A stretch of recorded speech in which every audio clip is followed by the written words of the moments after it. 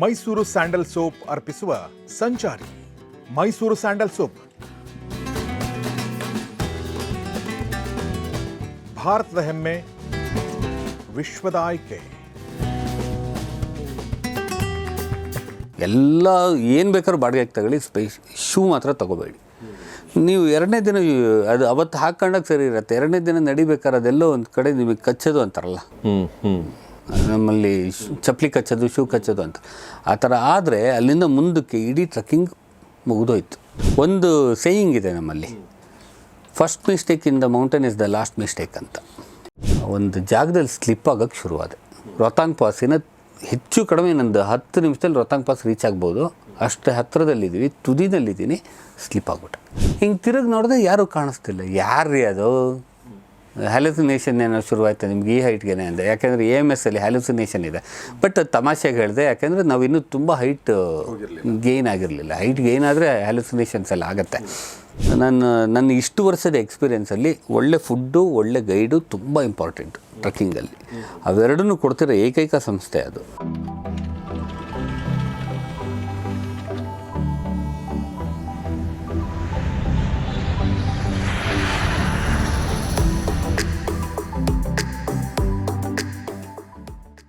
ಸ್ನೇಹಿತರೆ ನಮಸ್ಕಾರ. ಗೌರಿ ಶಕ್ಕಿ ಸ್ಟುಡಿಯೋದ ವಿಶೇಷ ಕಾರ್ಯಕ್ರಮ ಸಂಚಾರಿ. ನಿಮಗೆಲ್ಲ ಆತ್ಮೀಯ ಸ್ವಾಗತ. ನಾನು ಗೌರಿ ಶಕ್ಕಿ.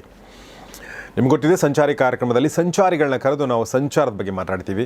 ಆದರೆ ಸಂಚಾರ ಅಂತಂದಾಗ ನಮಗೆ ಸೇಫ್ಟಿ ಅನ್ನೋದೊಂದು ಬರುತ್ತೆ ಅಲ್ವಾ? ಸೊ ಆ ಸೇಫ್ಟಿ ಝೋನಿಂದ ಸ್ವಲ್ಪ ಹೊರಗಡೆ ಹೋಗಿ ನಾವು ಟ್ರೆಕ್ಕಿಂಗ್ ಕೂಡ ಮಾಡ್ತೀವಿ. ಸೊ ಟ್ರೆಕ್ಕಿಂಗ್ ಅಂದಾಗ ಕರ್ನಾಟಕ ಸುತ್ತಮುತ್ತ, ಕರ್ನಾಟಕದ ಒಳಗಡೆ ಇರುವಂಥದ್ದೆಲ್ಲವೂ ಕೂಡ ನಾವು ಅದ್ರ ಬಗ್ಗೆ ಕೂಡ ಒಂದಷ್ಟು ಮಾತಾಡಿದ್ದೀವಿ. ಆದರೆ ಇಲ್ಲೊಬ್ಬ ಅತಿಥಿ ಇದ್ದಾರೆ ನಮ್ಮ ಜೊತೆಗೆ ಇವತ್ತು ಸಂಚಾರಿ ಕಾರ್ಯಕ್ರಮದಲ್ಲಿ. ಅವರು ಹಿಮಾಲಯಕ್ಕೆ ಸುಮಾರು 100ಕ್ಕೂ ಹೆಚ್ಚು ಬಾರಿ ಟ್ರೆಕ್ ಹೋಗಿದ್ದಾರೆ. ಅದನ್ನು ಹೊರತುಪಡಿಸಿ ಕರ್ನಾಟಕದ ಎಲ್ಲ ಟ್ರೆಕ್ಕಿಂಗ್ ಪ್ಲೇಸ್ಗಳಿಗೂ ಹೋಗಿದ್ದಾರೆ. ಅವರು ಮಕ್ಕಳನ್ನ ಕರ್ಕೊಂಡು 1000ಕ್ಕೂ ಹೆಚ್ಚು ಸಲ ಟ್ರೆಕ್ ಮಾಡಿದ್ದಾರೆ. ಓಕೆ, ಅವರೊಬ್ಬ ಬರ್ಡ್ ವಾಚರ್ ಕೂಡ ಹೌದು, ಆ್ಯನಿಮಲ್ ರೆಸ್ಕ್ಯೂರ್ ಕೂಡ ಹೌದು, ಮತ್ತು ಒಬ್ಬ ನಟ ಕೂಡ ಹೌದು. ನೀವು ಅವ್ರನ್ನ ಧಾರಾವಾಹಿಗಳಲ್ಲಿ ನೋಡಿರುವಂಥ ಎಲ್ಲ ಸಾಧ್ಯತೆಗಳಿವೆ. ಸೊ ಹಾಗಾದರೆ ಬನ್ನಿ, ಲೆಟ್ಸ್ ವೆಲ್ಕಮ್ ಕಿರಣ್ ಭಟ್ಟಿ ಅವ್ರನ್ನ. ಕಿರಣ್ ಅವರೇ ನಮಸ್ಕಾರ, ವೆಲ್ಕಮ್ ಟು ದ ಶೋ. ನಮಸ್ತೆ. ಸೊ ಕಿರಣ್ ಭಟ್ಟಿ ಅವ್ರ ಬಗ್ಗೆ ಇನ್ನೊಂದಷ್ಟು ವಿಚಾರ ಹೇಳ್ತೀನಿ. ಸೊ ಅವರು HR ಕೃಷ್ಣಮೂರ್ತಿ ಅನ್ನೋರ ಜೊತೆಗೆ ಮತ್ತು WWF ಅಂದರೆ ವರ್ಲ್ಡ್ ವೈಡ್ ಫಂಡ್ ಫಾರ್ ನೇಚರ್ನ ಶ್ರೀನಾಥ್ ಅನ್ನೋರ ಜೊತೆಗೆ ಟ್ರೆಕ್ಕಿಂಗ್ ಶುರು ಮಾಡಿದ್ದು, ಬರ್ಡ್ ವಾಚಿಂಗ್ ಶುರು ಮಾಡಿದ್ದು, ರಾಕ್ ಕ್ಲೈಂಬಿಂಗ್ ಶುರು ಮಾಡಿದ್ದು, ಕಾಲೇಜ್ ಟ್ರೆಕ್ಕಿಂಗ್ ಗ್ರೂಪ್ ಮಾಡಿಕೊಂಡು ಮತ್ತು ಟ್ರೀ ಪ್ಲಾಂಟೇಷನ್ ಕೂಡ ಮಾಡಿದ್ದು, 3000ಕ್ಕೂ ಹೆಚ್ಚು ಸಸಿಗಳನ್ನ ನೆಟ್ಟಿರುವಂಥದ್ದು. ಗೇತ್ನಾ ಅನ್ನೋ ಒಂದು ಸಂಸ್ಥೆ, ಅದರಲ್ಲಿ ಅವರು ಕೆಲಸ ಮಾಡಿದ್ದು, ಮತ್ತು ನೇಚರ್ ಕ್ಯಾಂಪ್ಸ್ ಹೇಳಿದೆ, 10,000ಕ್ಕೂ ಹೆಚ್ಚು ಮಕ್ಕಳನ್ನ ನೇಚರ್ ಕ್ಯಾಂಪ್ ಮಾಡಿದಾರಂತೆ. ಮತ್ತು ಮೌಂಟೇನಿಯರಿಂಗ್ ಕೋರ್ಸನ್ನು ಅವರು 93ರಲ್ಲೇ ಮಾಡಿದ್ದಾರೆ, ಅವ್ರಿಗೆ 32 ವರ್ಷ ಆಗಿದ್ದಾಗ ಮನಾಲಿನಲ್ಲಿ. ಈಗ ಅವರು ಹಿಮಾಲಯ ಜೊತೆಗೆ ವೆಸ್ಟರ್ನ್ ಘಾಟ್ಸಲ್ಲೂ ಕೂಡ ಟ್ರೆಕ್ಕಿಂಗನ್ನು ಮಾಡ್ತಾ ಬಂದಿದ್ದಾರೆ. ಸೊ ಹಾಗಾದರೆ ಬನ್ನಿ ನಾವು ಮಾತಾಡೋಣ ಕಿರಣ್ ಭಟ್ಟಿ ಅವರೊಂದಿಗೆ. ಕಿರಣ್ ಅವರೇ, ಹೇಗಿದ್ದೀರಿ? ಚೆನ್ನಾಗಿದ್ದೀನಿ. ಅಲ್ಲೊಂದೇ ಒಂದು ಸಣ್ಣ ಕರೆಕ್ಷನ್ನು, ಪ್ಲೀಸ್. ನನಗೆ 18 ವರ್ಷ ಆಗಿತ್ತು ನಾನು ಕೋರ್ಸ್ ಮಾಡಿದಾಗ. ಹೌದಾ? 32 ವರ್ಷಗಳು ಆಯಿತು ಅನ್ನೋದಕ್ಕೆ ನಾನು 18 ವರ್ಷ ಆದಾಗಲೇ ಶುರು ಮಾಡ್ಕೊಂಡಿದ್ದೀರಾ ನೀವು? ಯೂಶ್ವಲಿ 18 ವರ್ಷ ಆದಾಗ ಜನ ಲೈನ್ ಹೊಡೆಯೋದು ಕಲಿತಾರೆ ಅಲ್ವಾ? ನೀವು ಟ್ರೆಕ್ಕಿಂಗ್ ಮಾಡೋದನ್ನೇ ಕಲ್ತಿದ್ದೀರ. ಸುಮ್ಮನೆ ಕಾಮಿಡಿ ಮಾಡ್ತಾ ಇದ್ದೀನಿ. ಟ್ರೆಕ್ಕಿಂಗ್ ಲೈನ್ ಆಯಿತು, ಟ್ರೆಕ್ಕಿಂಗ್ ಲೈನ್ ಆಯಿತು ನಿಮಗೆ, ಭಾಳ ಒಳ್ಳೆಯದು. ಸೊ ಕಿರಣ್ ಅವರ ಟ್ರೆಕ್ಕಿಂಗ್ ಬಗ್ಗೆ ಮಾತಾಡೋಕ್ಕಿಂತ ಮುಂಚೆ ನಮ್ಮ ಜನರಿಗೆ ಒಂದಷ್ಟು ಪರಿಚಯ ಆಗಲಿ ಅನ್ನೋ ದೃಷ್ಟಿಯಿಂದ ನಿಮ್ಮ ನಟನೆಯ ಬಗ್ಗೆ, ನಿಮ್ಮ ನಟನಾ ವೃತ್ತಿಯ ಬಗ್ಗೆ ಏನು ಹೇಳಕ್ಕೆ ಇಷ್ಟಪಡ್ತೀರಿ ಕಿರಣ್? ಎಷ್ಟು ವರ್ಷಗಳಿಂದ, ಯಾವೆಲ್ಲ ಹರವುಗಳು? ಧಾರಾವಾಹಿಗಿಂತ ನಾನು ರಂಗನಟ ಅಂತ ಹೇಳ್ಕೊಳ್ಳೋದಕ್ಕೆ ತುಂಬ ಇಷ್ಟಪಡ್ತೀನಿ.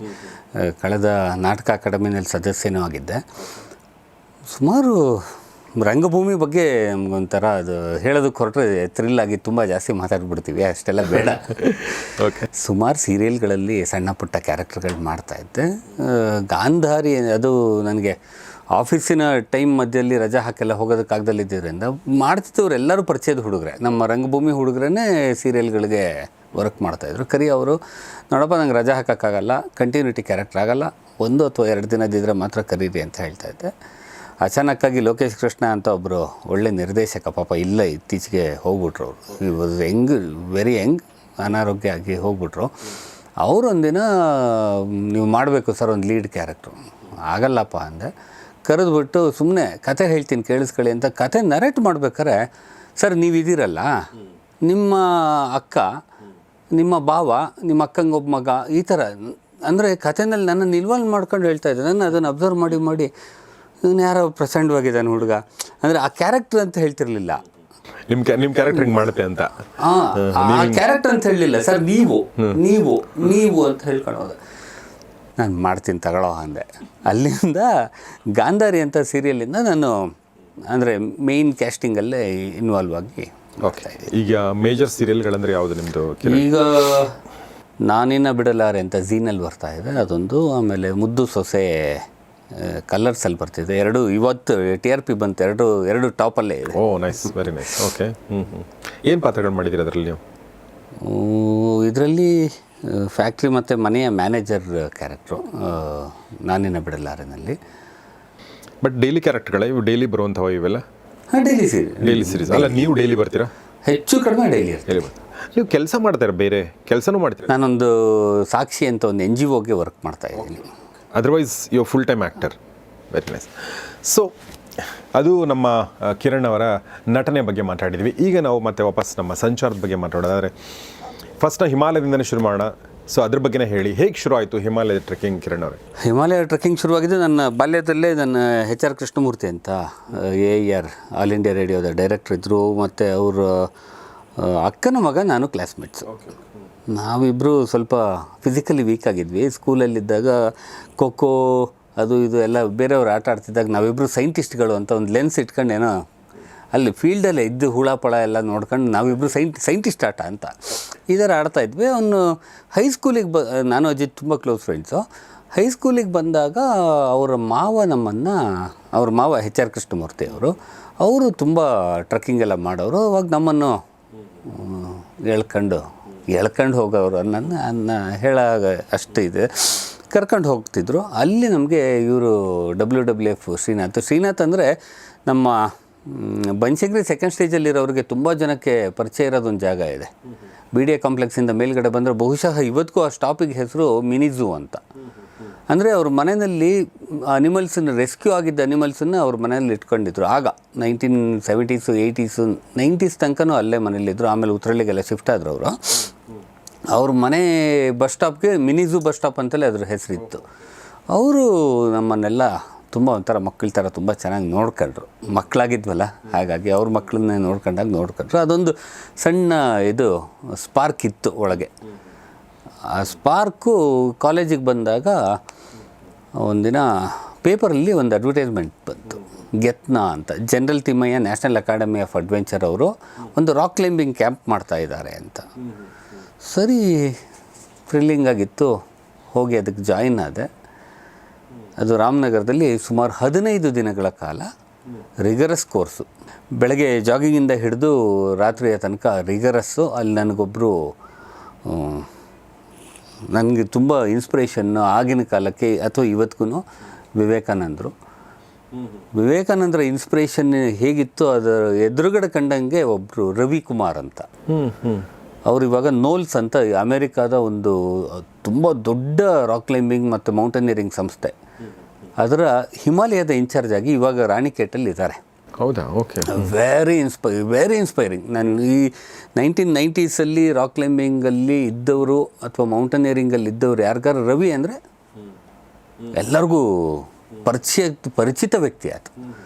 ಅವರಂತರ ಅವರು ರವಿ ಸಿಕ್ಕಿದ್ದು ಒಂದು ಅದ್ಭುತ ಆಗೋಯಿತು. ಆತನ ಬಗ್ಗೆ ಎಷ್ಟು ಹೇಳಿದ್ರು ಸಾಕಾಗಲ್ಲ, ಅಂಥ ಮೇರು ವ್ಯಕ್ತಿತ್ವ ಅಂತಾರಲ್ಲ ಹಾಗೆ. Ravi is A great man, very inspiring. ಅವ್ರದ್ದು ಅಂಡರ್ ಟ್ರೈನಿಂಗ್ ಆಯಿತು. ಆಮೇಲೆ ಇದು ಒಂದು ಸತಿ ಗೆತ್ನದ್ದೇನೆ ಇನ್ನೊಂದು ಪ್ರಾಜೆಕ್ಟ್ ನಡೀತಾ ಇತ್ತು ಇದರಲ್ಲಿ ಹಾಸನ್ನಲ್ಲಿ ಪ್ಯಾರಾಸೈಲಿಂಗ್ ಪ್ರೋಗ್ರಾಮು. ಹೋಗ್ತೇನಾ, ಅದು ಸ್ವಲ್ಪ ರವಿ ಮಾತಿನ ಸ್ಟೈಲ್ಗಳೆಲ್ಲ ತುಂಬ ಅದನ್ನು ಡೀಸೆಂಟಾಗಿದ್ದಾಗ ಏನು ಚೆನ್ನಾಗಿದ್ದೀರಾ ಅಂತ ಮಾತಾಡಿದೆ, ಹೋಗ್ತೇನಮ್ಮ ಅಂತನ್ನೋದು ಎಲ್ಲ ಅದು ಹೇಳಿದ್ನಲ್ಲ, ಅದೊಂದು ಅದ್ಭುತ ವ್ಯಕ್ತಿತ್ವ. ಅದು ಎಲ್ಲಿ ಹೇಗಿರಬೇಕು, ಯಾರ ಜೊತೆ ಹೇಗೆ ಮಾತಾಡಬೇಕೆಲ್ಲ. ನಾವು ಇನ್ನು ಕಾಲೇಜಲ್ಲಿ ಓದ್ತಾ ಇದ್ದಿದ್ದು ಹುಡುಗರಾಗಿದ್ದರಿಂದ ನಮಗಂತೂ ತುಂಬ ಇನ್ಸ್ಪೈರ್ ಆಗ್ತಿದ್ವಿ. ಹಾಗೆ ಒಂದಿನ ಹಾಸನಲ್ಲಿ ಪ್ಯಾರಾಸೈಲಿಂಗ್ ಪ್ರೋಗ್ರಾಮ್ ನಡೀತಿತ್ತು. ಅದಕ್ಕೆ ಹೋಗ್ಬಾರೋ, ಅಲ್ಲಿ ಯಾರೂ ಇಲ್ಲ ನೋಡ್ಕೊಳ್ಳೋದಕ್ಕೆ, ನೀನು ನೀರಜಾಕ್ಷ ಅಂತ ಇನ್ನೊಬ್ಬರು ಅಲ್ಲಿ ಗೆತ್ನ ಡ್ರೈವರ್ ಇದ್ದರು. ನಾವಿಬ್ಬರು ಹೋದ್ವಿ, ಮುಗಿಸ್ಕೊಂಡು ಬಂದೆ. ಅಷ್ಟೊತ್ತಿಗೆ ನಾನು ರಾಕ್ ಕ್ಲೈಂಬಿಂಗ್ ಮಾಡ್ತಿದ್ದಾಗಲೇ ಮೌಂಟೇನಿಯರಿಂಗ್ ಕೋರ್ಸ್ಗೆಲ್ಲ ಅಪ್ಲೈ ಮಾಡಿದ್ದೆ. ಆವಾಗ ತಿಂಗಳಿಗೆ 30 ಜನಕ್ಕೆ ಮಾತ್ರ ಅದು 3 ತಿಂಗಳು ಅಂದರೆ 90 ಜನಕ್ಕೆ ಮಾತ್ರ ಆ್ಯನ್ಯುಯಲ್ ಟ್ರೈನಿಂಗ್ ಆಗ್ತಾಯಿದ್ದಿದ್ದು ಒಂದೊಂದು ಇನ್ಸ್ಟಿಟ್ಯೂಟಿಂದ. ನಮ್ಗೆ ಅವಾಗ 3 ಇನ್ಸ್ಟಿಟ್ಯೂಟ್ ಇತ್ತು, ಇವಾಗ 7 ಇನ್ಸ್ಟಿಟ್ಯೂಟ್ಗಳಾಗಿವೆ. ಒಂದು ಮನಾಲಿನಲ್ಲಿತ್ತು, 1963ನಲ್ಲೋ ಏನೋ ಓಪನ್ ಆಗಿದ್ದು. ಅದು ಹಿಮಾಲಯನ್ ಮೌಂಟನೇರಿಂಗ್ ಇನ್ಸ್ಟಿಟ್ಯೂಟ್ ಅಂತ, ವೆಸ್ಟರ್ನ್ ಹಿಮಾಲಯನ್ ಮೌಂಟನೇರಿಂಗ್ ಇನ್ಸ್ಟಿಟ್ಯೂಟ್ ಅಂದರೆ WHMI ಅಂತಿತ್ತು. ಇವಾಗ ಅದನ್ನು Atal Bihari Vajpayee institute for mountaineering and allied sports ಅಂತ ಮಾಡಿದ್ದಾರೆ. ಆಮೇಲೆ ಇನ್ನೊಂದು HMI ಅದು ಡಾರ್ಜಿಲಿಂಗಲ್ಲಿ ನೆಹರು ಅವರು ಓಪನ್ ಮಾಡಿದ್ದದು. ಯಾವಾಗ ಇವರು ಎವರೆಸ್ಟಿಂದ ಇಳಿದು ಬಂದರು ತೇನ್ಸಿಂಗು, ಬಂದಿದ್ದ ತಕ್ಷಣ ನಮ್ಮಲ್ಲಿ ಒಂದು ಇನ್ಸ್ಟಿಟ್ಯೂಟ್ ಆಗಬೇಕು ಅಂತ ಫಸ್ಟ್ ಇನ್ಸ್ಟಿಟ್ಯೂಟ್ ಅದು ತುಂಬ ಒಳ್ಳೆ ಇನ್ಸ್ಟಿಟ್ಯೂಟ್. ಈ 3 ಒಳ್ಳೆ ಇನ್ಸ್ಟಿಟ್ಯೂಟ್ಗಳು. ಇನ್ನೊಂದು ನಿಮ್ ಅಂತ ನೆಹರು ಇನ್ಸ್ಟಿಟ್ಯೂಟ್ ಆಫ್ ಮೌಂಟನೇರಿಂಗ್ ಅಂತ, ಅದು ಉತ್ತರ ಕಾಶಿನಲ್ಲಿ. ನಾನು ನಿಮಗೆ ಅಪ್ಲೈ ಮಾಡಿದ್ದೆ, NIMಗೆ ಅಪ್ಲೈ ಮಾಡಿದ್ದೆ. ಅದು ಈ ಲಿಸ್ಟಲ್ಲಿ ನನಗೆ ಬರೋದಕ್ಕೆ 92ನಲ್ಲಿ ನಾನು ಅಪ್ಲೈ ಮಾಡಿದ್ದು. 96, 97ನಲ್ಲಿ ನನಗೆ ಅಲಾಟ್ ಆಗುತ್ತೆ ಅಂತ ಒಂದು ವೆಯ್ಟಿಂಗಲ್ಲಿದ್ದೆ. ಇದು ನಾನು ಹೇಳಿದ್ದು 93ನಲ್ಲಿ. 93 ಮೌಂಟೇನರಿಂಗ್ ಇದು ಪ್ಯಾರಾಸೈಲಿಂಗ್ ಪ್ರೋಗ್ರಾಮ್ ಮುಗಿಸ್ಕೊಂಡು ಬಂದೆ. ನೀನು ಮನೇಲಿಗೆ ಹೋಗೋಕ್ಕಾಗತ್ತೇನಾ? ಮನಾಲಿಗ ಯಾಕೆ ಅಂದೆ. ಕೋರ್ಸ್ಗೆ ಹೋಗ್ಬಿಡು, ಇನ್ನೊಂದು ತಿಂಗಳಿದೆ ಟೈಮು ಅಂತಂದರು. 4 ವರ್ಷ ಮುಂಚೆನೇ ಭಾರಿ ಖುಷಿಯಾಗಿ ಒಪ್ಕೊಂಡೆ. ನಮ್ಮದು Born with silver spoon, golden spoon ಅಂತಲೇ ಅನ್ಬೋದು. ಹೇಗೆ? ನನಗೆ ಡಿಗ್ರಿ ಮುಗಿಯೋ ತನಕ ನಾವು ಬಡವರು ಅನ್ನೋದು ಗೊತ್ತಿರಲಿಲ್ಲ. ಅಪ್ಪ ಅಮ್ಮ ಅಷ್ಟು ಚೆನ್ನಾಗಿ ನೋಡ್ಕೊಂಡಿದ್ರು, ಅಣ್ಣಂದರು ಚೆನ್ನಾಗಿ ನೋಡ್ಕೊಂಡಿದ್ರು. ಸೊ ಅಣ್ಣನ ಹತ್ರ ಹೋಗಿ ಹೇಳಿದೆ ಹೀಗಿದೆ ಅಂತ. ದುಡ್ಡೆಲ್ಲ ಅರೇಂಜ್ ಮಾಡೋದು ಟ್ರೈನ್ಗೆ ಅಂದ ಫಸ್ಟು. ಅಲ್ಲಿಂದ ನಮ್ಮ ಕತೆಗಳು ಆಗಿದೆ. ಅದಕ್ಕೆ ಬಟ್ ನಮಗೆ ಕಷ್ಟ ಆಗ್ದಂಗೆ ನೋಡ್ಕೊಂಡ್ರು ಅಪ್ಪ ಅಮ್ಮ. ಅಣ್ಣಂದರು ಅಷ್ಟೇ, ಇವತ್ತಿಗೂ ಅಷ್ಟೇ ಚೆನ್ನಾಗಿ ನೋಡ್ಕೋತಾರೆ ನನ್ನನ್ನು. ಸೊ ಅದೆಲ್ಲೋ ಹೋಗಿ ಅರೇಂಜ್ ಮಾಡಿ ಟ್ರೈನ್ ಟಿಕೆಟ್ ಅರೇಂಜ್ ಆಯಿತು. ಶೂ ಇಲ್ಲ ಹಾಕ್ಕೊಂಡೋಗಿ ಮೌಂಟೇನರಿಂಗಿಗೆ. ಯು ವೋಂಟ್ ಬಿಲೀವ್, ನಾನು ಹೋದಾಗ ಹವಾಯಿ ಚಪ್ಪಲಿ ಹಾಕ್ಕೊಂಡೋಗಿದ್ದೆ. ಮನಾಲಿನಲ್ಲಿ ಇಳಿದು ಇನ್ಸ್ಟಿಟ್ಯೂಟ್ಗೆ ಹೋಗೋ ತನಕ ಹವಾಯಿ ಚಪ್ಪಲಿ, ಅಲ್ಲಿ ಶೂ ಕೊಡ್ತಾರೆ, ಅದು ಗೊತ್ತಿತ್ತು. ಸೊ 1 ತಿಂಗಳ ರಿಗರಸ್ ಕೋರ್ಸ್ ಅದು. ಅದನ್ನು ಮುಗಿಸ್ಕೊಂಡು ಬಂದೆ. ಇಲ್ಲಿಗೆ ನನ್ನ ಮೌಂಟೇನಿಯರಿಂಗ್ ಕೋರ್ಸಿನ ಬೇಸಿಕ್ ಮೌಂಟೇನಿಯರಿಂಗ್ ಕೋರ್ಸ್ ಮುಗೀತು. ಅದಾದಮೇಲೆ ಗೆತ್ನಾದಲ್ಲೇ ನಾನು ರಾಕ್ ಕ್ಲೈಂಬಿಂಗ್ ಇನ್ಸ್ಟ್ರಕ್ಟ್ರಾಗಿ ಒಂದಷ್ಟು ವರ್ಷ ವರ್ಕ್ ಮಾಡಿದೆ. ಆ ಟೈಮಲ್ಲಿ ಬಿದ್ದು ಶೋಲ್ಡರ್ ಬೋನು ಫ್ರ್ಯಾಕ್ಚರ್ ಆಯಿತು. ಅದು ನನ್ನ ಮೂರ್ಖತನ. ಯೂಶ್ವಲಾಗಿ ಯಾವುದೇ ಅಡ್ವೆಂಚರ್ ಸ್ಪೋರ್ಟ್ಸ್ ಇರಲಿ, ನಾವು ಮೊದಲು ಹೇಳೋದು ಸೇಫ್ಟಿ ಅಂತ. ಅದು ಇನ್ಸ್ಟ್ರಕ್ಟ್ರಾಗಿ ನಾನೇ ಆ ಸೇಫ್ಟಿ ಬಗ್ಗೆ ಗಮನ ಕೊಡ್ದಲೆ ಯಾವುದೊಂದು ಹುಡುಗ ಒಂದು ಹೋಲ್ಡ್ ಹಿಡ್ಕೊಂಡಿದ್ದೆ. ಅದನ್ನು ಹಾಗಲ್ಲ ಹಿಡ್ಕೊಳ್ಳೋದು ಅಂತ ಹೋಗಿ ಹತ್ಬಿಟ್ಟು ಹೇಳ್ಕೊಡ್ತೀನಿ ಅನ್ನೋ ಒಂದು ಹುಂಬು ಧೈರ್ಯದಲ್ಲಿ ಹೋಗಿ ಅವ್ನಿಗೆ ಹೇಳಿದೆ. ಅವ್ನ ಕೈ ಹಿಂಗೆ ನನ್ನ ಕೈ ಪ್ರೆಸ್ ಮಾಡ್ದೆ. ಒಂದು 40-45 ಅಡಿ ಮೇಲ್ಗಡೆಯಿಂದ ಬಿದ್ದೆ. ಬಟ್ ನಮಗೆ ಟ್ರೈನಿಂಗಲ್ಲಿ ಎಷ್ಟು ಚೆನ್ನಾಗಿರುತ್ತೆ ಅಂದರೆ, ಬೀಳ್ಬೇಕಾದ್ರೆ ತಲೆಗೆ ಏಟಾಗ್ದಂಗೆ ಬೀಳೋದು ಹೇಗೆ, ಇವೆಲ್ಲ ಆಗಿರುತ್ತೆ. ಹೌದಾ? ಓಕೆ. ಹೆಂಗೆ? ಅದು ಅಲ್ಲ, ಅದು ಟ್ರೈನಿಂಗೇ ಕೊಡಬೇಕಾಗತ್ತೆ. ಗೊತ್ತಾಯ್ತು. ತುಂಬ ಸ್ಪೆಷಲಿ ಆ ಮೌಂಟನ್ಸಲ್ಲೂ ಅಷ್ಟೇ. ನಮ್ಮನ್ನು ಗ್ಲೇಷಿಯರ್ ತುದಿನಲ್ಲಿ ನಿಲ್ಲಿಸ್ಬಿಟ್ಟು ಆಲ್ಮೋಸ್ಟ್ ಒಂದು 3-4 ಕಿಲೋಮೀಟ್ರ್ ಕೆಳಗೆ ಗ್ಲೇಷಿಯರ್ ಇರುತ್ತಲ್ಲ, ಆ ತುದಿನಲ್ಲಿ ನಿಲ್ಲಿಸ್ಬಿಟ್ಟು ಐಸಾಕ್ಸ್ ಕೊಟ್ಬಿಟ್ಟು ತಳ್ಳಿಬಿಡ್ತಾರೆ. We have to anchor our self and should not fall. Training ಬಿಡಿ, ಅದು ಅವತ್ತಿನ ಟ್ರೈನಿಂಗ್ ಇವತ್ತಿಲ್ಲ ಅಂತ ಅವರ ಇನ್ಸ್ಟ್ರಕ್ಟರ್ಗಳೇ ಹೇಳ್ತಾರೆ. ತುಂಬ ಜಾಳಾಗಿದೆ ಅಂತ. ನಮಗಂತೂ ನಮ್ಗೆ ಬರ್ತಿದ್ದಿದ್ದೆ ಆರ್ಮಿ ಅವರು ನಮಗೆ ಟ್ರೈನಿಂಗ್ ಕೊಡೋದಕ್ಕೆ.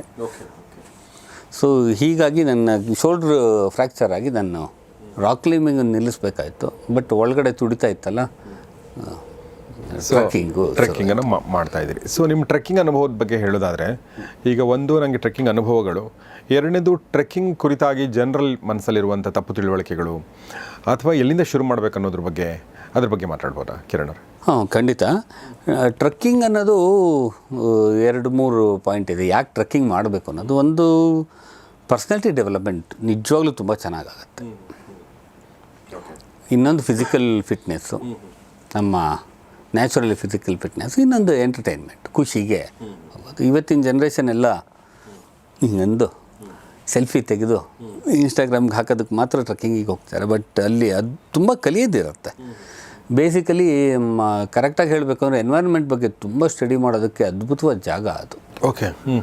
ಸೊ ಫಿಸಿಕಲ್ ಫಿಟ್ನೆಸ್ಸು ಮತ್ತು ಎಂಟರ್ಟೈನ್ಮೆಂಟು ಮತ್ತು ಇನ್ನೊಂದೇನು ಹೇಳಿ, ವ್ಯಕ್ತಿತ್ವ ವಿಕಸನ. ಅಲ್ಲಿ ಏನಾಗುತ್ತೆ ನಮಗೆ, ನಾನು ಸೋಲೋ ಹೋಗಿರೋದೇ ಜಾಸ್ತಿ ಇದೆ. 2010-11 ತನಕ ಒಬ್ಬನೇ ಹೋಗ್ತಾ ಇದ್ದಿದ್ದು ನಾನು. ಎಲ್ಲಿಗೆ ಹೋಗ್ತಿದ್ರಿ ಯೂಶ್ವಲಿ? ಈ ಹಿಮಾಲಯ ಎಲ್ಲರ ಯಾವುದೋ ಒಂದು ಪಾರ್ಟ್ಗೆ ಹೋಗೋದು, ಅಲ್ಲಿ ಟ್ರೆಕ್ಕಿಂಗ್ ಮುಗಿಸೋದು. ಅಲ್ಲೇ ಒಂದು ನನ್ನ ಥರದವ್ರು ಯಾರು ಸಿಕ್ಕಿದ್ರೆ ಅವ್ರಗಳ ಜೊತೆ ಹೋಗೋದು, ಇಲ್ಲ ನಾನೇ ಟೆಂಟನ್ನು ಹೈರ್ ಮಾಡ್ಕೊಂಡು ನಾನೇ ಎಲ್ಲರೂ ಇದ್ದು ಒಬ್ಬೊಬ್ಬನೇ ಇದ್ದು 10-15 ದಿನ. ಎಷ್ಟು ದಿನ ಇರುತ್ತೆ ಯೂಶಲಿ ಈ ಟ್ರೆಕ್ಕಿಂಗ್ಗಳು? ಟ್ರಕ್ಕಿಂಗು ಹಿಮಾಲಯದಲ್ಲಿ ಆರ್ಗನೈಸ್ಡ್ ಟ್ರಕ್ಕಿಂಗ್ ಆದರೆ ಒಂದು 10-12 ದಿನದ ತನಕ ಇರತ್ವೆ. ಕಡಿಮೆ ಟೈಮಿಂದು ಇದೆ. ಅದೇ ರೂಟ್ಗಳ ಮೇಲೆ ಡಿಪೆಂಡ್. ಗೊತ್ತಾಯ್ತು. ನೀವು ಅಂದರೆ ಒಬ್ಬರೇ ಹೋಗೋದು ಇದೆಯಲ್ಲ, ಅದ್ರ ಬಗ್ಗೆ ಏನು ಹೇಳಕ್ಕೆ ಇಷ್ಟಪಡ್ತೀರಿ ನೀವು? Why someone will go alone? Solo trekking ಅನ್ನೋದು ಅದೊಂದು ನಮ್ಮ ಇಂಟರ್ನಲ್ ಜರ್ನಿ ಚೆನ್ನಾಗಾಗತ್ತೆ. ನಾವು ಹೊರಗಡೆ ಒಬ್ಬರೇ ಹೋಗ್ತಾ ಇರ್ತೀವಿ, ಫಿಸಿಕಲಾಗಿ ಹೊರಗಡೆ ಇರ್ತೀವಿ. ಇಂಟರ್ನಲ್ಲಿ ನಾವು ತುಂಬ ಇದು ಡೆವಲಪ್ ಆಗತ್ತೆ, ಧೈರ್ಯ, ಆಮೇಲೆ ಹುಂಬತನೂ. ಸೋಲೋ ಟ್ರಾವೆಲರ್ಸ್ ಬೇರೆ, ಸೋಲೋ ಟ್ರಕ್ಕರ್ಸ್ ಬೇರೆ. ಸೋಲೋ ಟ್ರಕ್ಕರ್ಸ್ಗೆ ಹುಂಬತನ ಜಾಸ್ತಿ ಆಗತ್ತೆ. ಆಮೇಲೆ ಜನಗಳು ಪರಿಚಯ ಮಾಡ್ಕೊಳ್ಳೋಕ್ಕೆ ಒಳ್ಳೆ ಅವಕಾಶ ಯಾವುದು ಅಂದರೆ ಸೋಲೋ ಟ್ರಕ್ಕಿಂಗ್ ಹೋದಾಗ. ನಾವು ನಮ್ಮದೇ ಗ್ರೂಪ್ ಜೊತೆ ಹೋದಾಗ ನಮ್ಮದೇ ಆಗುತ್ತೆ ಅದು, ಬಟ್ ಅದೊಂದು ಸಣ್ಣ ಚೌಕಟ್ಟಲ್ಲಿ ಉಳ್ಕೋತೀವಿ. ಆದರೆ ಸೋಲೋ ಟ್ರಕ್ಕಿಂಗ್ ಹೋದಾಗ ಜನಗಳ ಪರಿಚಯ ಆಗುತ್ತೆ, ಬೇರೆ ಬೇರೆ ಪ್ರಾಂತ್ಯ, ಬೇರೆ ಬೇರೆ ಭಾಷೆಯವರು. ಅಲ್ಲಿ ಯಾರೋ ಬೆಂಗಾಲಿ ಬಂದಿರ್ತಾನೆ, ಇನ್ಯಾರು ಮಹಾರಾಷ್ಟ್ರದವನು ಬಂದಿರ್ತಾನೆ, ಇನ್ನೊಬ್ಬ ಯಾರೋ ಚಂಡೀಗಢದಿಂದ ಬಂದಿರ್ತಾರೆ. ಈ ಥರ ಎಷ್ಟು ಚೆನ್ನಾಗಿ ಇತ್ತೀಚಿನ ದಿನಗಳಲ್ಲಿ ವಾಟ್ಸಪ್ಪು ಇದೆಲ್ಲ ಬೆಳೆದ ಮೇಲಂತೂ ಅವ್ರದ್ದೆಲ್ಲ ನನ್ನ ಜೊತೆ ಕೋರ್ಸ್ ಮಾಡಿದವ್ರದ್ದು ಯಾರ್ದು ಅಡ್ರೆಸ್ ಇಲ್ಲ, ನನ್ನ ಜೊತೆ ಕೋರ್ಸ್ ಮಾಡೋ ಯಾರ್ದು ಕಾಂಟ್ಯಾಕ್ಟಲ್ಲಿಲ್ಲ ನಾನು. ಯಾಕೆಂದರೆ ಅವತ್ತಿಗೆ ಈ ಥರದ ಮೀಡಿಯಾಗಳಿರಲಿಲ್ಲ. ಪೋಸ್ಟಲ್ ಅಡ್ರೆಸ್ ಎಲ್ಲ ಒಂದು ಬುಕ್ಕಲ್ಲಿ ಬರೆದಿಟ್ಕೊಂಡಿದ್ದೆ, ಅದು ಬುಕ್ ಮಿಸ್ಪ್ಲೇಸ್ ಆಯಿತು. ಹಾಗಾಗಿ ಎಲ್ಲರದು. ಸೊ ನಿಮ್ಮ ಟ್ರೆಕ್ಕಿಂಗ್ ಬಗ್ಗೆ ಮಾತಾಡ್ತಿದ್ವಿ, ಬಟ್ ಮೇಜರ್ ಒಂದು ಬರೋದೇ ನಿಮ್ಮ ಟ್ರೆಕ್ಕಿಂಗಲ್ಲಿ ನನಗೆ ಅನಿಸೋದು, ನಿಮ್ಗೆ ಏನು ಅನಿಸುತ್ತೆ ಗೊತ್ತಿಲ್ಲ, ಹಿಮಾಲಯ. ಸೊ ಅದ್ರ ಬಗ್ಗೆ ಏನು ಹೇಳಕ್ಕೆ ಇಷ್ಟಪಡ್ತೀರಿ ಕಿರಣ್? ಹಿಮಾಲಯ ಅನ್ನೋದು ಒಂದು ವಾಸ್ಟ್ ಇದು. ಅದು ಬರೀ ಫಸ್ಟ್ ಟೈಮ್ ಹಿಮಾಲಯದ ಹೋದವ್ರಿಗೆ ಅದು ದೊಡ್ಡ ಎಕ್ಸ್ಪೀರಿಯೆನ್ಸ್ ಆಗುತ್ತೆ. ಓಕೆ, ಯಾವ ಥರ? ದೈತ್ಯಕಾರ ಅದು. ಅದರ ದೈತ್ಯತೆ ನಮಗೆ ಫಸ್ಟ್ ಟೈಮ್ ಹೋದಾಗ ನಾವು ಏನೋ ಒಂದು ಎಷ್ಟೇ ಇಮ್ಯಾಜಿನ್ ಮಾಡ್ಕೊಂಡಿದ್ರು, ಹಿಮಾಲಯಕ್ಕೆ ಹೋದಾಗ ಅದರ ಎತ್ತರ ತುಂಬ ಎತ್ತರವಾಗೇ ಕಾಣುತ್ತದು ಅದೊಂದು. ಆಮೇಲೆ ಚಳಿ, ಅದೊಂದು ಎನ್ವೈರನ್ಮೆಂಟಿನ ಎಂಜಾಯ್ಮೆಂಟ್ ಬೇರೆ. ನೀವು ಅದಕ್ಕೂ ಸೋಲೋ ಹೋಗ್ತೀರಾ ಅಥವಾ ಗ್ರೂಪಲ್ಲಿ ಹೋಗೋದು? ಅದು ಗ್ರೂಪಲ್ಲೇ ಹೋಗ್ಬೇಕು ಅನ್ಸುತ್ತೆ. ಅಲ್ಲ, ಈಗ 2011 ಆದಮೇಲೆ ನಂಗೆ ಒಂಚೂರು ಅನಾರೋಗ್ಯ ಆಗಿತ್ತು, ಜಾಂಡೀಸ್ ಆಗಿ ಡಯಾಗ್ನೈಸ್ ಆಗ್ತಲ್ಲ. ಅದಾದಮೇಲೆ ಅಷ್ಟೊತ್ತಿಗೆ ಈ ಸೋಷಿಯಲ್ ಮೀಡಿಯಾಗಳು ಚೆನ್ನಾಗಾಯಿತು. ಅದು one of the main reason. ಏನು ಅದಕ್ಕೆ ಏನಾಯಿತು ಗೊತ್ತಾ? ಈಗ 93ನಲ್ಲಿ ನಾನು ಕೋರ್ಸ್ ಮಾಡಿದಾಗ ನನ್ನದೊಂದು ಐಡಿಯಾ ಇತ್ತು, ಈ ಥರದ್ದೊಂದು ಟ್ರಕ್ಕಿಂಗ್ ಆರ್ಗನೈಸೇಷನ್ನೇ ಮಾಡಬೇಕು. ಬೆಂಗಳೂರಿಂದ ಟ್ರಕ್ಕಿಂಗ್ ಹೋಗೋರು ಯಾರನ್ನು ಕೇಳಬೇಕು? ನನ್ನ ಸುತ್ತಮುತ್ತ ಜನರು ಎಷ್ಟು ಖರ್ಚಾಗುತ್ತೆ? 3-4 ಸಾವಿರ ರೂಪಾಯಿ. ಇವತ್ತಿಗೆ 50-60ಕ್ಕೆ ಹೋಗಿದೆ ಅದು. 3-4 ಸಾವಿರ ರೂಪಾಯಿ ಅಷ್ಟೊಂದು ಆಗಲ್ಲಪ್ಪ. ಆವತ್ತು ಸ್ಯಾಲ್ರಿ ಬರ್ತಿದ್ದೆ 1,500-2 ಸಾವಿರ ರೂಪಾಯಿ. 93-94ಗಳಲ್ಲಿ ನಮ್ಮ ಫ್ರೆಂಡ್ಸ್ಗಳಿಗೆ, ನನ್ನ ಫ್ರೆಂಡ್ ಸರ್ಕಲ್ಲು ಮ್ಯಾಕ್ಸಿಮಮ್ 4 ಸಾವಿರ ರೂಪಾಯಿ ಬರೋನು ಇದ್ದಿರಬಹುದು ಅವತ್ತಿಗೆ. ಇನ್ನೂ ಈ ಸಾಫ್ಟ್ವೇರ್ ಬೂಮ್ ಆಗಿರಲಿಲ್ಲ. ಯಾರನ್ನು ಕೇಳಿದ್ರೂ ಇಲ್ಲ, ಯಾರ ಹತ್ರನೂ ದುಡ್ಡಿಲ್ಲ. ಆಮೇಲೆ ದೊಡ್ಡ ವ್ಯಕ್ತಿ ಬಂದ್ರಲ್ಲ, PV ನರಸಿಂಹರಾವ್ ಮತ್ತು ಮನಮೋಹನ್ ಸಿಂಗ್, ದೇಶನ ಒಂದು ಅದ್ಭುತವಾದ ಒಂದು ಸ್ಥಿತಿಗೆ ತಂದರು. ಅವ್ರು ಬಂದಮೇಲೆ ನಮ್ಮಲ್ಲಿ ಎಷ್ಟು ಚೇಂಜಸ್ ಆಗಿದೆ. ಎಕ್ಸಾಕ್ಟ್ಲಿ. ದುಡ್ಡು ಓಡಾಡೋಕ್ಕೆ ಹೌದು ಹೌದು, ಖಂಡಿತವಾಗ ಅವರಿಬ್ಬರಿಗೆ ನಾವು ಯಾವತ್ತೂ ಥ್ಯಾಂಕ್ಸ್ ಹೇಳಲೇಬೇಕು. ಸೊ ಅದೇನಾಯಿತು, ಆವಾಗ ಯಾರನ್ನು ಕರಿತಿದ್ರು ಬರ್ತಿರಲಿಲ್ಲ ನನ್ನ ಸರ್ಕಲಲ್ಲಿ. ಇನ್ನು ಪೇಪರಲ್ಲಿ ಅಡ್ವರ್ಟೈಸ್ಮೆಂಟ್ ಕೊಡೋಣ ಅಂದರೆ ಅಡ್ವರ್ಟೈಸ್ಮೆಂಟ್ಗೆ 2,500 ರೂಪಾಯಿ 3,000 ರೂಪಾಯಿ. ಅದು ಕೊಟ್ಟಿದ್ದು ನನಗೆ ರೆಸ್ಪಾಂಡು ಬರ್ದಲ್ಲೇ ಇದ್ದರೆ, ದುಡ್ಡು ವಾಪಸ್ಸು ಬರ್ದಲ್ಲೇ ಇದ್ದರೆ ಅದು ಸುಮ್ಮನೆ ವೇಸ್ಟ್. ಅದು ಹಾಗಾಗಿ ಬಿಟ್ಕೊಂಡು ಹೋಗ್ತಾಯಿತ್ತು. ಈ ಸೋಷಿಯಲ್ ಮೀಡಿಯಾ ಎಲ್ಲ ಬಂದಮೇಲೆ ನಾನು ಹೋಗ್ತಾ ಇದ್ದೀನಿ, ಇವತ್ತಿಗೂ ಅಷ್ಟೇ. ನಾನು ಅದು ಟ್ರಕ್ಕಿಂಗ್ ಆರ್ಗನೈಸರಾಗಿ ಹೋಗಲ್ಲ, ನಾನು ಹೋಗ್ತಾ ಇದ್ದೀನಿ, ಬರೋದಕ್ಕೆ ಇಷ್ಟ ಇರೋರು ಬನ್ನಿ, ಈ ಥರ ಇದೆ ರೂಟು, ಈ ಥರ ಇದೆ ಅಂತ ಅಂದ್ಬಿಟ್ಟು ಕೊಡ್ತೀನಿ. ಮತ್ತು ಅಕೌಂಟ್ ಅವತ್ತು ಸೆಟ್ಲು, ಯಾವುದೇ ಇದಿರಲ್ಲ ನನ್ನ ಜೊತೆ. ನನ್ನ ಪ್ಯಾಕೇಜ್ ಟೂರ್ ಅಂತ ಏನು ಮಾಡಲ್ಲ, ಇಷ್ಟಿಷ್ಟು ಖರ್ಚಾಯಿತು, ಇಷ್ಟಿಷ್ಟು ಆಗಿದೆ ಅಂತ. ಓಕೆ. ಅಂದರೆ ಪಾಪ ಬೇರೆ ಆರ್ಗನೈಸರ್ಸು ಇದ್ದಾರೆ, ಅವ್ರದ್ದು ಬೇರೆ ಮೆಥಡ್, ನಂದು ಈ ಮೆಥಡ್. ನಾನು ಇಷ್ಟೊಂದು ಫಸ್ಟ್ ಮುಂಚೆ ಅದನ್ನು ಮಾಡ್ತಿರ್ಲಿಲ್ಲ, ಇವಾಗ ಮುಂಚೆ ಕಲೆಕ್ಟ್ ಮಾಡಿ ಇಟ್ಕೊಂಡು ಇಷ್ಟು ಆಗಿದೆ ಖರ್ಚು ಅಂತ ಲಾಸ್ಟಲ್ಲಿ ವಾಪಸ್ ಬಂದಾಗ ಒಂದು ಅಕೌಂಟ್ ಸೆಟಲ್ಮೆಂಟ್. ನೀವು ಅಂದರೆ ನಿಮ್ಮ ಸಂಸ್ಥೆ ಮಾಡ್ಕೊಂಡಿದ್ದೀರಾ ಹೇಗೆ? ಏನಿಲ್ಲ, ಇಂಡಿವಿಜುವಲ್ ಆಗಿ. ನಾನು ಇವತ್ತಿಗೂ ಸೋಲೋ ಟ್ರಕ್ಕರೇ. ನನ್ನ ಜೊತೆ ಬರೋರು ಬನ್ನಿ, ಆವಾಗ ಗ್ರೂಪ್ ಆಗುತ್ತೆ ಅಷ್ಟೇ. ಅಲ್ಲಿ ಒಂದು ಆರ್ಗನೈಸೇಷನ್ ಜೊತೆ ಟೈಅಪ್ ಆಗಿದ್ದೀನಿ. ಅಂದರೆ ಈ ಥರ ನಾನು ಕರ್ಕೊಂಬರ್ತೀನಿ, ಲಾಸ್ಟ್ ಮಿನಿಟಲ್ಲಿ ಆಡಿಷನ್ ಆದರೂ ಸೇರಿಸ್ಕೋಬೇಕು ಅಂತ ನಂದು ಅವ್ರದ್ದು ಇದು. ಅವ್ರ ಜೊತೆ ನಂದು ಟೈಅಪ್ ಇದೆ. ನನ್ನ ಇಷ್ಟು ವರ್ಷದ ಎಕ್ಸ್ಪೀರಿಯೆನ್ಸಲ್ಲಿ ಒಳ್ಳೆ ಫುಡ್ಡು, ಒಳ್ಳೆ ಗೈಡು ತುಂಬ ಇಂಪಾರ್ಟೆಂಟ್ ಟ್ರಕ್ಕಿಂಗಲ್ಲಿ. ಅವೆರಡನ್ನೂ ಕೊಡ್ತಿರೋ ಏಕೈಕ ಸಂಸ್ಥೆ ಅದು. ಯಾವುದು? ಕೈಲಾಸ್ ರಥ್ ಅಂತ. ಕೈಲಾಶ್ ರಥ್ ಅಂತ ಕೈಲಾಸ ನೂರಾರು ಟ್ರೆಕ್ಕಿಂಗ್ ಗ್ರೂಪ್ಗಳಿವೆ. ಎಲ್ಲರ ಜೊತೆ ಹೆಚ್ಚು ಕಡಿಮೆ ಸುಮಾರು ಜನದ ಜೊತೆ ಓಡಾಡಿದ್ದೀನಿ ನಾನು. ಬಟ್ ಇವ್ರ ಕೈಲಾಶ್ ರಥದ್ದು ಫುಡ್ಡು ಚೆನ್ನಾಗಿದೆ. ಒನ್ ಆಫ್ ದ ಎಕ್ಸಲೆಂಟ್ ಗೈಡ್ಗಳು ಬರ್ತಾರೆ ಅವ್ರದ್ದು. Kailash Rath gives the best guides and food, most important for trekking. Very true. ಈಗ ಹಿಮಾಲಯಕ್ಕೆ ಟ್ರೆಕ್ ಮಾಡ್ಬೇಕನ್ನೋರಿಗೆ ಏನು ಹೇಳಕ್ಕೆ ಇಷ್ಟಪಡ್ತೀನಿ, ನೀವು ಹೇಗೆ ಶುರು ಮಾಡ್ಬೇಕು ಅದನ್ನು? ಶುರು ಅನ್ನೋದು ನಾವು ಫಿಸಿಕಲ್ ಫಿಟ್ನೆಸ್ಸು ತುಂಬ ಇಂಪಾರ್ಟೆಂಟು. ಆಮೇಲೆ ನನಗೆ ಯಾರು ಫೋನ್ ಮಾಡಿ ನಾನು ಬರಬೇಕು ಅಂತಂದರೆ ಬರೋಕ್ಕಾಗತ್ತ ನನಗೆ ಅಂತಾರೆ. ನೀವು ನನಗೆ ಫೋನ್ ಮಾಡಿದ್ದೀರ ಅಂದರೆ 99% ಬಂದಿದ್ದೀರಾ, ಇನ್ನು 1% ನೀವು ರೆಡಿ ಆಗಬೇಕಷ್ಟೆ. ಯಾಕೆಂದರೆ ಮನಸ್ಸು ಅನ್ನೋದು ತುಂಬ important. Mentally if we think that we can. Correct. So first ನೀವು ನನಗೆ ಫೋನ್ ಮಾಡಿದ್ದೀರಾ ಅಂದರೆ ನೀವು ಬರೋದಕ್ಕೆ ರೆಡಿ ಇದ್ದೀರಾ ಯು ಶುಡ್ ಬಿ ರೆಡಿ ಅಷ್ಟೇ.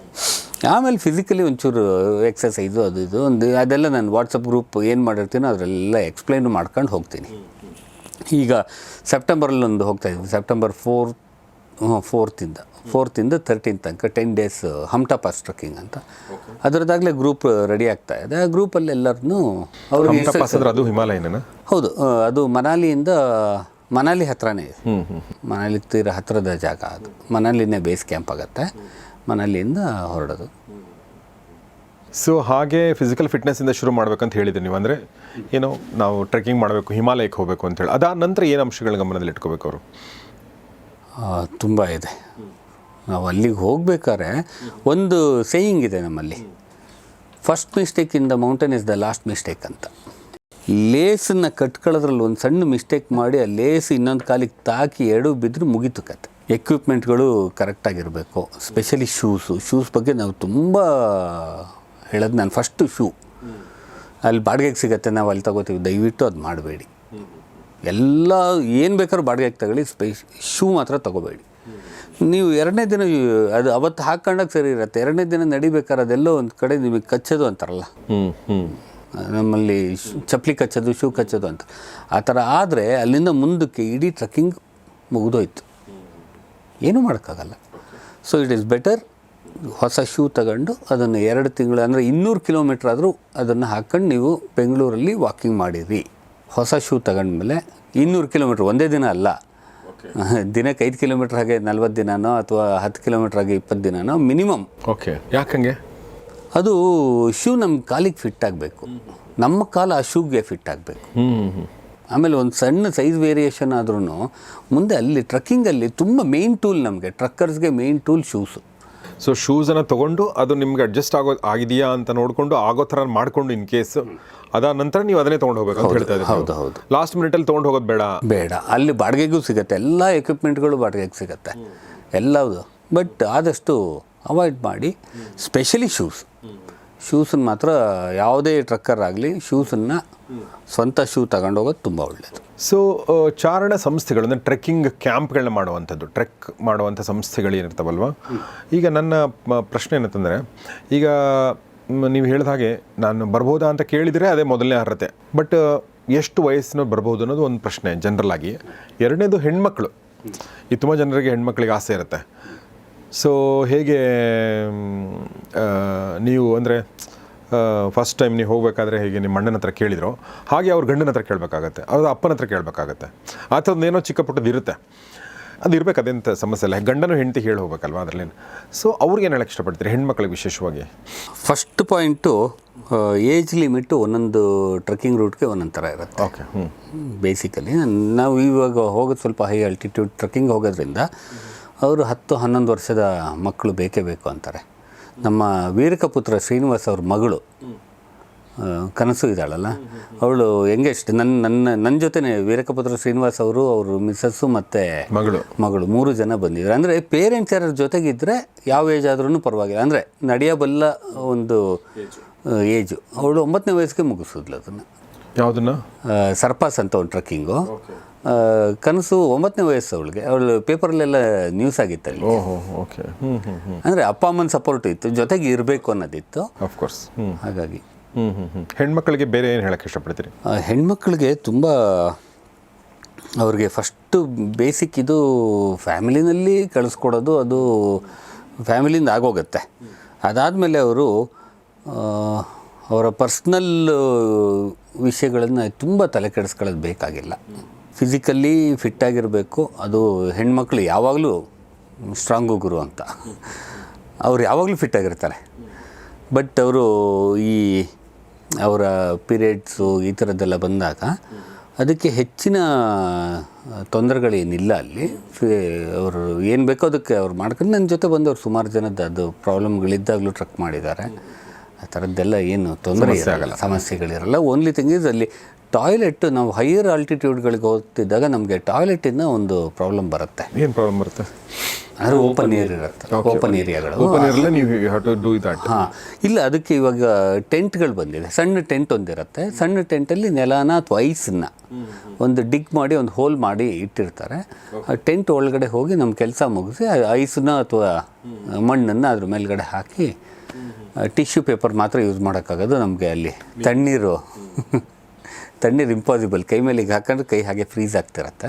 ಸೊ ಟಿಶ್ಯೂ ಪೇಪರ್, ಅದರಲ್ಲೂ ಒಂದು ಎನ್ವೈರನ್ಮೆಂಟಲ್ ಫ್ರೆಂಡ್ಲಿ ವಿಷಯ ಏನು ಅಂದರೆ ವೆಟ್ ಟಿಶ್ಯೂನ ದಯವಿಟ್ಟು ಯೂಸ್ ಮಾಡಬೇಡಿ ಅಂತ ಯಾವಾಗಲೂ ಹೇಳ್ತೀವಿ. ವೆಟ್ ಟಿಶ್ಯೂ ಇದೆಯಲ್ಲ, ಅದು ಇಟ್ ಇಸ್ ನಾಟ್ ಇದು cotton, I mean biodegradable material use ಮಾಡಿರಲ್ಲ ಅದಕ್ಕೆ. ಆಮೇಲೆ ಅದರಲ್ಲಿ ಥಂಡಿಗೆ ಹೋದಾಗ ಆ ಟಿಶ್ಯೂ ಪೇಪರಿನ ಇದೇನು ಹಾಕಿರ್ತಾರೆ ಅದಕ್ಕೆ ಕೆಮಿಕಲ್ಸು ವೆಟ್ ಇರೋದಕ್ಕೆ ಅಂತ, ಅದು ಕ್ರಿಸ್ಟಲಾಗಿ ಸಣ್ಣದ ಕ್ರಿಸ್ಟಲಾಗಿ ಕನ್ವರ್ಟ್ ಆಗಿರುತ್ತೆ. ಅದು ಟಿಶ್ಯೂ ಪೇಪರ್ ಇದ್ದಿದ್ದು ಸ್ಯಾಂಡ್ ಪೇಪರ್ ಆಗಿಬಿಟ್ಟಿರುತ್ತೆ. ಅದು ಯೂಸ್ ಮಾಡಿದ್ರೆ ಇನ್ನೂ ತೊಂದರೆ ಆಗುತ್ತೆ. ಅದಕ್ಕಿಂತ ಹೆಚ್ಚಾಗಿ ನಮ್ಮ ಎನ್ವೈರನ್ಮೆಂಟಲ್ ಇದರಿಂದಾಗಿ ನಾವು ಟಿಶ್ಯೂ ಪೇಪರ್ನ ಯೂಸ್ ಮಾಡಬೇಡಿ ಅಂತ ಹೇಳ್ತೀವಿ. ಹೆಣ್ಮಕ್ಳಿಗೆ ಇಷ್ಟೇ, ಇನ್ನೇನು ಅದು ಆ ತೊಂದರೆಗಳಿದ್ದಾಗಲೂ ಏನು ಟ್ರಕ್ಕಿಂಗಿಗೆ ಏನು ತೊಂದರೆ ಆಗಲ್ಲ. ಸ್ಪೆಷಲಿ ಕೆಲವು ಕಡೆ ಮಾತ್ರ ಅಲ್ಲೇನೋ ದೇವಸ್ಥಾನ ಇದೆ, ಆ ಕಡೆ ಹೋಗಬೇಡಿ ಅಂತ ಈ ಥರದ್ದು ಅದು ಗೈಡ್ಗಳು ಬಂದಿರ್ತಾರಲ್ಲ ಅವ್ರು ಹೇಳ್ತಾರೆ. ಆಮೇಲೆ ಈ ಟ್ರಕ್ಕಿಂಗ್ ಹೋದಾಗ ದಯವಿಟ್ಟು ಎಲ್ಲ ಟ್ರಕ್ಕರ್ಸ್ಗೂ, ಹಿಮಾಲಯಕ್ಕೆ ಹೋಗೋ ಟ್ರಕ್ಕರ್ಸ್ಗಳಿಗೆ ಇನ್ಸ್ಟ್ರಕ್ಷನ್ ಏನು ಅಂದರೆ, ನಿಮ್ಮ ಬುದ್ಧಿವಂತಿಕೆ ದಯವಿಟ್ಟು ಎಲ್ಲೂ ತೋರಿಸ್ಬೇಡಿ. ಗೈಡ್ಗಳಿರ್ತಾರೆ, ಟ್ರೈನಡ್ ಗೈಡ್ಗಳು ಇರ್ತಾರೆ, ಅವ್ರನ್ನೇ ಕೇಳಿ ಅವ್ರು ಏನು ಹೇಳ್ತಾರೋ ಅದನ್ನು ಮಾತ್ರ ಮಾಡಬೇಕು. ಮಾತ್ರೆ ತಗೊಳ್ಳೋದಾಗಲಿ ನೀರು ಕುಡಿಯೋದಾಗಲಿ, ಅವರು ನೀರು ಜಾಸ್ತಿ ಕುಡೀರಿ, ಇವತ್ತು ಜಾಸ್ತಿ ದೂರ ಇದೆ ಡಿಸ್ಟೆನ್ಸು ಅಂತ ಅವ್ರು ಮುಂಚೆನೇ ಹೇಳಿರ್ತಾರೆ. ನಾವು ಎಷ್ಟು ನೀರು ಕುಡಿಬೇಕೋ ಅದಕ್ಕಿಂತ ಒಂಚೂರು ಜಾಸ್ತಿ ಕುಡಿಬೇಕು. ಈ ಎಲ್ಲ ಇನ್ಸ್ಟ್ರಕ್ಷನ್ಸು ಅವರು ಗೈಡ್ಗಳು ಕೊಡ್ತಾರೆ, ಅದನ್ನು ನಾವು ಫಾಲೋ ಮಾಡಬೇಕಷ್ಟೆ. ಗೈಡ್ ಹೇಳಿದ್ದನ್ನು ಕೇಳ್ಕೊಂಡಿರ್ಬೇಕು. ನಾನು ಪ್ರತಿ ಸತಿ ಹೋದಾಗಲೂ ನಾನು ಫಸ್ಟ್ ಟೈಮರ್ ಆನ್ ಹಿಮಾಲಯಾಸ್ ಅಷ್ಟೇ. You should think like that. ಅಲ್ಲ, ನಾನು ಹೇಳೋದು ಹಾಗೆ, ನಾನು ಫಸ್ಟ್ ಟೈಮೇ. ಓಕೆ. ನಂಗೆ ಗೊತ್ತಿರೋ ಗೈಡ್ಗಳು ಬಂದಿದ್ರೆ ಅವ್ರು ನಕ್ಕೊಂಡು ಸುಮ್ಮನೆ ಆಗ್ತಾರೆ. ಬಟ್ ಅಲ್ಲಿ ಟೀಮಲ್ಲಿ ಕೂತಾಗ ಯಾರ್ಯಾರು ಫಸ್ಟ್ ಟೈಮು ಅಂತಂದರೆ ನಾನು ಫಸ್ಟ್ ಟೈಮು. ಯಾಕೆ ಹಂಗೆ ಹೇಳ್ತೀರಿ? ಅಲ್ಲ, ಅದು ಫಸ್ಟ್ ಟೈಮೇ ನಾನು ಅಲ್ವಾ. ಹಿಮಾಲಯ ಎಷ್ಟು ಇದಾಗಿದೆ ಅಂದರೆ ನಮ್ಗೆ ಅರ್ಧ ಗಂಟೆಯಲ್ಲಿ ಬಿಸಿಲಿದ್ದಿದ್ದು ಮಳೆಗೆ ಕನ್ವರ್ಟ್ ಆಗೋಗುತ್ತೆ. ನಾನು ಆ ಜಾಗದಲ್ಲಿ, ಅದೇ ಜಾಗದಲ್ಲಿ 20ನೇ ಸತಿ ಹೋಗಿದ್ರು ನಂಗೆ ಆ ಜಾಗ ಅಷ್ಟು ದಿನ ಬಿಸಿಲಲ್ಲಿ ನೋಡಿರ್ತೀನಿ, ಅವತ್ತೇ ಮಳೆನಲ್ಲಿ ನೋಡ್ತಿರ್ತೀನಿ. ಫಸ್ಟ್ ಟೈಮ್ ಅಲ್ವಾ ಅದು. ಹಾಗೆ. ಆಮೇಲೆ ಹೊಸದು ಏನೋ ಒಂದಿರತ್ತೆ ಕಲಿಯೋದಿಲ್ಲ. ನಾನು ಸಾಕಷ್ಟು ಸತಿ ಬನ್ನಿ ಅಂತ ಹೇಳ್ಕೊಂಡ್ರೆ ನಾನು ಅಹಮ್ಮು, ಅದು ನಾನು ಅಲ್ಲಿಂದ ಮುಂದಕ್ಕೆ ನನ್ನ ಹಾಗೆ ಆಗ್ತೀನಿ. ಅದು ಆಗಬಾರ್ದು ಅನ್ನೋ ಕಾರಣಕ್ಕೆ. ಇದು ಹಿಮಾಲಯದ ಬಗ್ಗೆ ಮಾತಾಡಿದ್ದೀನಿ. ಹಿಮಾಲಯದ ಹೊರತುಪಡಿಸಿ ಬೇರೆ ಟ್ರೆಕ್ಗಳನ್ನ ಯಾವುದೆಲ್ಲ ಮಾಡಿದ್ರಿ ಕಿರಣ್ ನೀವು? ಮತ್ತು ನಮ್ಮ ಕರ್ನಾಟಕದಲ್ಲಿ ಸಾಕಷ್ಟು, ಲೈಕ್ ಕುಮಾರ ಪರ್ವತ ವರ್ಷದಲ್ಲಿ ಒಂದು 12 ಸತಿನಾರ ಹೋಗಿ ಬರ್ತೀವಿ. ತಿಂಗಳಿಗೆ ಒಂದ್ಸಲ ಹೋಗ್ತೀರಾ? ಹೆಚ್ಚು ಕಡಿಮೆ. ಓಕೆ. ಈಗ ಫಾರೆಸ್ಟ್ ಡಿಪಾರ್ಟ್ಮೆಂಟ್ ಹೊಸ ರೂಲ್ಸ್ಗಳು ಮಾಡಿ ಒಂದು ಲಿಮಿಟೆಡ್ ಟೈಮ್ ಮಾತ್ರ ಮಾಡಿದ್ದಾರೆ. ಈಗ ಲಿಮಿಟೆಡ್ ಜನ ಮತ್ತು ಲಿಮಿಟೆಡ್ ಟೈಮ್. ಮುಂಚೆ 92ನಲ್ಲೋ 93ನಲ್ಲೋ ನಾನು ಫಸ್ಟ್ ಟೈಮ್ ಕುಮಾರ ಪರ್ವತ ಹೋಗಿದ್ದು. ಆಮೇಲೆ ಬೇರೆ ಬೇರೆ ಪರ್ವತಗಳು ಬೇರೆ ಯಾವುದು? ಅದನ್ನು ಬಿಟ್ಟರೆ ನನಗೆ ತುಂಬ ಇಷ್ಟದ್ದು ಕುದುರೆಮುಖ ಟ್ರಕ್ಕಿಂಗ್. ನಾವು ಹೋಗ್ತಾ ಇದ್ದಿದ್ದು ರೂಟ್ ಬೇರೆ, ಅದು ಇವಾಗ ಕಂಪ್ಲೀಟಾಗಿ ಆ ರೂಟನ್ನೇ ನಿಲ್ಲಿಸ್ಬಿಟ್ಟಿದ್ದಾರೆ. ಹೌದಾ? ಹೌದೌದು. ಫಾರೆಸ್ಟ್, ಅದು I am thankful to forest department for that. ಯಾಕೆ? ಅಲ್ಲ, ಏನಾಗುತ್ತೆ ಗೊತ್ತಾ, ಅದು ಟ್ರಕ್ಕಿಂಗ್ ಅನ್ನೋದು ಈಗ ನಮ್ಮ ಹಾಗೆ ನಮ್ಮಲ್ಲಿ ನೋಡಿ, ನನ್ನ ಫ್ರೆಂಡ್ ರಾಜೀವ ಅಂತ, ಅವನು ಕ್ಯಾಮ್ರಾನು ತರಬಾರ್ದು. ನಂದು ಎಷ್ಟೋ ನಾನು ಹೇಳಿದ್ನಲ್ಲ, ಡಾಕ್ಯುಮೆಂಟೇಷನ್ ಇಲ್ಲ ನಂದು ಹೆಚ್ಚು ಕಡಿಮೆ ಅಂತ. ಕ್ಯಾಮ್ರಾ ನಮ್ಮದು ಫ್ಯಾಮಿಲಿ, ಫೋಟೋಗ್ರಾಫರ್ಸ್ ಫ್ಯಾಮಿಲಿ, ನಮ್ಮದು ಸ್ಟುಡಿಯೋ ಇತ್ತು ತ್ಯಾಗರಾಜನಗರದಲ್ಲಿ. ಆದರೂ ನಾನು ನನ್ನ ಮೌಂಟೇನಿಯರಿಂಗ್ ಕೋರ್ಸ್ಗೆ ಹೋದಾಗ ಒಂದೇ ಒಂದು ರೀಲು ತಗೊಂಡೋಗಿದ್ದು, ಅದು ಯಾವುದೋ ರಿಪೇರಿಗೆ ಬಂದಿದ್ದು ಕ್ಯಾಮ್ರಾ ಕೊಟ್ಟು ಕಳಿಸಿದ್ದೆ ನಮ್ಮಣ್ಣ. ಅಂದರೆ ಡಾಕ್ಯುಮೆಂಟೇಷನ್ಗಳು ಜಾಸ್ತಿ ಇಲ್ಲ. ಅದಂತೂ ಅದು ಕೆಮಿಕಲ್, ಅದು ಕ್ಯಾಮ್ರಾ ರೀಲ್ ವಾಶ್ ಮಾಡೋದು ಕೆಮಿಕಲ್ ಯೂಸ್ ಆಗುತ್ತೆ. ಆಮೇಲೆ ಬಟ್ ಈಗೇನಿರಲ್ಲ, ಈಗ ಡಿಜಿಟಲ್ ಆಗ್ಬಿಟ್ಟಿದೆಯಲ್ಲ. ಆದ್ರೂ ನನಗೆ ಅದೇನು ಫೋಟೋ ತೆಕ್ಕೊಳ್ಳೋದು ಇಂಟ್ರೆಸ್ಟೇ ಇಲ್ಲ. ನಾನು ನಮ್ಮ ವೀರಕಪುತ್ರ ಅವ್ರದ್ದು ಹೇಳ್ತಾ ಇದ್ನಲ್ಲ, ನಾನೊಂದು ನಂದೊಂದು ಯೂಟ್ಯೂಬ್ ಚಾನಲ್ ಇದೆ, ಹಿಮಪಯಣಿಗ ಅಂತ. ಅದರಲ್ಲಿ ಏನು ಅಪ್ಲೋಡೇ ಮಾಡಿಲ್ಲ. ಯಾಕೆ ಅಂದರೆ ಏನು ವಿಡಿಯೋ ತೆಗಿಯಲ್ಲ. ಅವ್ರು ಶ್ರೀನಿವಾಸ್ ನಾನು ತೆಗಿತೀನಿ ರೀ ವಿಡಿಯೋ, ನೀವು ಹೇಳಿ ಅಂತ ವೀರಕಪುತ್ರ ಶ್ರೀನಿವಾಸ್ ಹೇಳ್ತಾಯಿದ್ರು. ಸರ್ ಇಲ್ಲಲ್ಲ, ಇನ್ನೊಂದು ಚೂರು ಮುಂದೆ ಹೋದಾಗ ತೆಗಿಯೋಣ ಅಂತ. 2 ದಿನ ನೋಡಿದ್ರು. ಆಮೇಲೆ ಒಂದು ಒಳ್ಳೆ ಮಾತು ಹೇಳಿದ್ರು, ನಿಮ್ಮಲ್ಲಿ ವಾವ್ ಫ್ಯಾಕ್ಟ್ರಿ ಇಲ್ಲ ರೀ ಈಗ ಹಿಮಾಲಯದ ಬಗ್ಗೆ. ಅಷ್ಟು ಸತಿ ಬಂದು ಒಂಥರ ಮನೆಯಲ್ಲಿ ಇದ್ದಂಗೆ ಆಗಿದೆ ನಿಮಗೆ. ನಮಗೆ ಅಲ್ಲೊಂದು ಎಲೆ ಕಾಣಿಸಿದ್ರು ವಾವ್ ಅನಿಸುತ್ತೆ, ಒಂದು ಕಲ್ಲು ಕಾಣಿಸಿದ್ರು ವಾವ್ ಅನಿಸುತ್ತೆ. ನಿಮ್ಮಲ್ಲಿ ಆ ವಾವ್ ಫ್ಯಾಕ್ಟ್ರಿ ನಿಮ್ಮಲ್ಲಿದ್ದರೆ ನೀವು ಅದನ್ನು ವಿಡಿಯೋ ಮಾಡ್ತೀರಾ, ಇಲ್ಲ ಅಂದ್ರೆ ಇಲ್ಲ ಅಂತ. ಹಾಗಾಗಿ ಡಾಕ್ಯುಮೆಂಟೇಷನ್ ಇಲ್ದಂಗೆ ಆಗಿದೆ. ಅಂದರೆ ಎಲ್ಲೆಲ್ಲೂ ಸಿಗತ್ತೆ ಒಂದೊಂದು. ಸೊ ಕುಮಾರ ಪರ್ವತ, ಕುದುರೆಮುಖ, ಅದು ಬಿಟ್ಟರೆ ನಿಮ್ಮ ಫೇವ್ರೇಟ್? ನನ್ನ ಫೇವ್ರೇಟ್ ಆಲ್ವೇಸ್ ಇದು ಕುದುರೆಮುಖ. ಅಟ್ ದಟ್ ಪೀರಿಯಡ್ 4 ದಿನ 5 ದಿನ ಹೋಗ್ತಾ ಇದ್ದೆ. ಈಗ ಕುಮಾರ ಪರ್ವತ. ಅದು ಬಿಟ್ಟು ಎಲ್ಲ ಸಣ್ಣ ಪುಟ್ಟದು ಅನ್ಸುತ್ತೆ. ನಂಗೆ ಕುಮಾರ ಪರ್ವತನೇ ಇಷ್ಟ. ಬೆಸ್ಟ್.